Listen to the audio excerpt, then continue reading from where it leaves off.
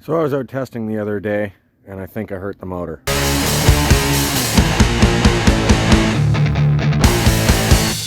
So I was out testing the other day, and just tuning the nitrous shots or whatever, and messing with the jets, and trying to get the shots to fuel properly, because they're so fat. They're all coming in at like 10 AFR, and I was getting the 75 shot to pull up.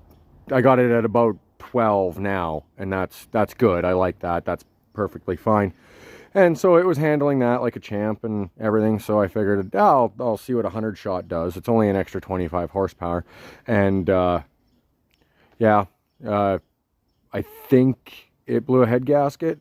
Number 1 has coolant in it, but 2, 3, and 4 look absolutely perfect. So hopefully I didn't crack a sleeve or hurt the head. Hopefully it's just a head gasket. But we'll get her tore down, figure out what I did wrong and how hurt it is, and we'll have her back dancing at the Pink Pony Club in no time. Alright, so cylinder head's off, and we'll take a look at these pistons a little closer, but the coating is coming off, and we'll take a look down there. Maybe we are melting a piston or two, but we'll take a look in there and see. And then there's number 1. No, it doesn't look so good. So let's pull the gasket and see. Yeah, looks like it was probably coming in right there, I think. Well, we'll get inside and take a look at the underside of the head, and maybe it's coming from somewhere else. Alright, so the cylinder head is fine. It didn't get hurt at all. Everything actually looks really, really good. So, yeah, the intakes are looking normal. The exhaust looks great too. But I do know how we were getting coolant in number 1. And it was from a mistake I made when I built the motor. So it had nothing to do with the 100 shot of nitrous. It had nothing to do with anything I'd done with the car. It would have happened naturally aspirated, actually. And I discovered it last night after I turned the camera off and I was cleaning everything up and having a look closer with a flashlight. If you were unaware, I was running the intake cam mod. And I don't like it. You can feel that it doesn't make any power, and it barely makes a noise at the tailpipe that sounds anything good. It's basically pointless. You can feel it in the chair, like just driving the car. You can feel that it's underpowered, and the idea was that it was supposed to give you some more power, move power from the low end to the top end of the RPM range. Nope, I don't think it does that. It pretty much just feels weak all the way through. So I'm going to switch back to running stock cams. Stock intake cam and a stock exhaust cam timed properly. Not doing any funky stuff there. So while it's out, I'm going to do that. The head is looking like it's going to be okay. Okay, so we're here at the block. Now, I'm going to start by saying this is the first block I ever sleeved. This is not the block that I sleeved and made the video on. That was the second block I'd sleeved. So this one, I had done a 3 thou press fit, and it wasn't enough. There is a lip. My sleeves fell. So since the sleeves fell, there really isn't much firing of the head gasket up on this surface, and combustion was able to get right under the gasket and go over here. I'm actually surprised that it held on as long as it did. I was worried that this could happen, and I figured it might. So now that I've seen it, yep, it did happen. I thought it would have caused a problem sooner. I'm surprised that it did as much as it did before it finally let go. But easy peasy. I will just swap in that block that I sleeved the second time, because that's at a 7 thou press fit, and I'm pretty sure those sleeves are not going to move. So I will swap those, or that block, in, and we'll take this apart, and it'll be a good idea to see if we're doing any damage with the nitrous to pistons or anything. And we'll clean everything up and see if we can reuse it. Okay, so now the motor is out, and it's on the grass. So I just got to take the crank out. The pistons are already out. They're right there. So I just got to take the clutch, flywheel, rear main seal, and the crankshaft out of it, and then swap over the main studs and the bearings and everything, because I looked at the rod bearings and they look just as good as the day I put them in right before Miles of Mayhem when I did the crank. So we're good. This thing basically has no miles on it. Sleeves just fell, so I'm just going to swap the blocks. Okay, so I've decided to try out a few things, putting this motor back together. So I thought, hey, I wonder if you can use the top main shell if it would fit the main cap. And they do, except for the thrust, because the main cap is too wide for the thrust. So I took my main cap down and had it machined about 9 thou a side or something, I think he did, so that it would fit the thrust bearing. And now on the mains, we have 360-degree oil groove, goes all the way around, and we got 360-degree thrust. I don't know if there's any benefit to this, but I figure it can't hurt. All right, so I hand bombed another block in there, and it's all hooked up. Crank, flywheel, all that stuff's in it. And this is the block that I sleeved in the video that I made when I sleeved the block. That's this block. So that's now in here. These are in with a 8 thou press fit, I believe, if I remember correctly. So they should not fall, and we should be good to go.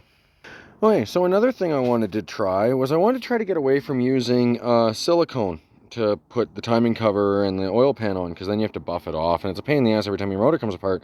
So I went on Amazon and I grabbed a sheet of 1/16 thick silicone mat that is basically the exact same stuff that actual gaskets are made out of, and I just siliconed that to the timing cover, the rear main seal cover, and the oil pan, and I'm hoping I can just bolt them on and off without having to buff silicone off every time and get wire wheel all up in your motor and make a huge mess buffing off silicone, because that's the worst part of the job. So if I can just take the cover off and put it back on over and over and over again, that makes servicing really easy. So it seems like it should work, but I'm going to give it a shot and we'll see if it does. So I got it in, I got it built, everything's hooked up, and I was trying to build oil pressure, and I couldn't get it to build oil pressure with the starter, which has happened to me before. So I figured, okay, the last time that happened to me, I just fired it up and I got oil pressure like pretty quick. So I'll do that, and if I don't get oil pressure, I'll kill it right away. Well, I didn't get oil pressure, and so I started thinking about it, and I think I know why. So the gasket that I made between the timing cover and the block is probably not letting the timing cover go far enough in for those two seals in and out of the oil pump to actually touch the block, because I checked my oil on my dipstick and it hasn't moved. It is right where I filled it up to. Like, it never sucked it up. I bet you the whole engine is dry. So it ran for like 3 seconds, but the lubriplate or assembly grease that I put on the mains and the rods should have kept everything okay. But, you know, so I guess I got to pull the timing cover. All right, so I got the timing cover off, and that only really took about an hour. So what had happened is the input and the output weren't actually touching the seals in the block, because what I used as a gasket was holding the timing cover a little too far away, and this connection doesn't really have that loose of a tolerance. So what I've done is I've got another one of these, and I just did the exact same thing I did here, there. And then that is soft and silicone, and it'll butt up against the rubber seal, and it should work. Hopefully. And just like that, the cover is swapped. So I'm going to throw that back in the car. Alright, so I got the timing cover all put back on, and I went to go build oil pressure, and I got the spark plugs pulled so it'd spin real easy. And I cranked and cranked and cranked, and I didn't get any oil pressure. So I was like, okay, and I checked the stick, and the dipstick did go down. It was down about 1 liter. And I was like, oh, okay, so it's at least picking up oil now, which means this problem is solved and my solution worked. But I'm like, I still didn't build oil pressure. So I looked under the car and there's 1 liter of oil on the ground. And it's because I'm one of the stupidest people on the planet. And when I put my motor together, I forgot to install that plug in the oil gallery. So it picked up oil and promptly launched all of it right at the back of my flywheel. So that was great. So as you can see, I got the trans separated and a plug that I'm about to install into that hole. and then it should work. And just like that, it's back together. So I've already spun it over and built some oil pressure, and it built oil pressure. So now that we got the plug fixed, it's not leaking any more oil. I fired it up, I ran it, I heat cycled it, everything seems okay. That was all yesterday. I drove it to work and home today, and it seems like it's okay. I did have to tighten up a few things. I had a bit of a coolant leak, and I had to tighten up the lower fitting down there, and I had to tighten up the back two bolts on the oil pan. They were weeping just a little bit, but I got that all buttoned up, and there's no leaks or nothing. Oh, and it fires right up. It's real nice and smooth. It sounds real good. The exhaust is still rattling. And before I show you anything, so it's been sitting for an hour or 2 or 3 or so, about 3. So the coolant is cool. Wideband hasn't come online yet. There it goes. So AFR 14 right now. I've been driving, I drove it around. It's in the right spot. That's still good. The coolant still has some temp in it. The oil doesn't seem to have any temp left in it after sitting. And I don't know if there was a difference between this block and the last block, but I start this thing and I currently got 80 psi oil pressure. When I started it this morning, I had like 98. So I don't know if that oil pressure mod that I did just didn't like that other block I had or whatever, but now I've got that same timing cover on this motor, and yeah, I started it this morning and I was just about 100 psi, which is great, but for the oil filter relocation kit that I've got on the car is max 90 psi, so I don't really want to keep it above there too much. Like once it warms up, it starts falling, and it doesn't take much for it to start warming up. Like we are only at, you know, 135 degrees on the coolant, and we got about, you know, just about 120 on the oil, and we're already down to like 65 psi or so. So like at full operating temperature, oil at 180, temp at 180, we're still at 20 psi idling, but when you step on the throttle, this needle moves quick, and it's like 80 psi fully warm at like 3,500 RPM. So I've ordered a new relocation kit, one that is better suited for the higher pressures. Instead of being cast aluminum, it's billet aluminum. It's made by the same company, it's just a slightly different one.